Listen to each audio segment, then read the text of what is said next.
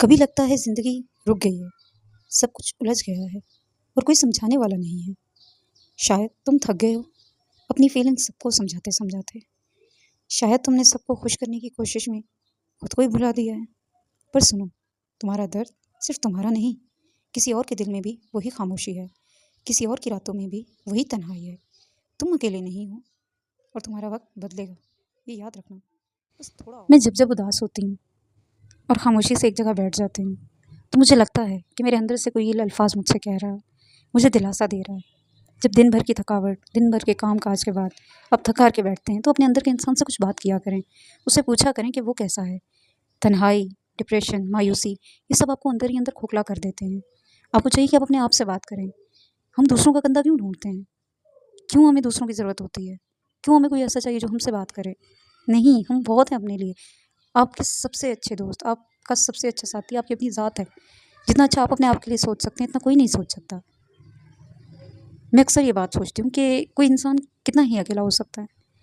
अपनी तन्हाइयों के साथी ढूँढिए, साथी लोग नहीं।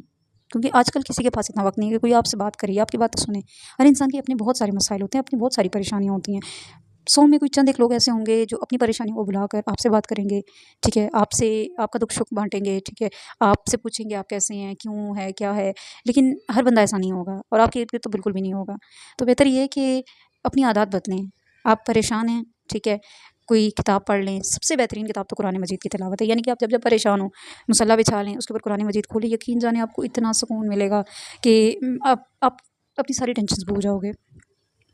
फिर उसके अलावा और बहुत सारी चीज़ें हैं, आप कुकिंग कर लिया करो या कोई ड्राइंग कर ली, पेंटिंग कर ली। मतलब मेरी ये आदत है कि मैं जब बहुत बहुत ज़्यादा किसी चीज़ से अक जाती हूँ ना, डेली की रूटीन से, ठीक है, या किसी काम से, मतलब मेरा दिल करता है कि मैं दीवार में सर मारूँ, तो मैं उस टाइम पे ड्राइंग करती हूँ, मैं पेंटिंग करती हूँ।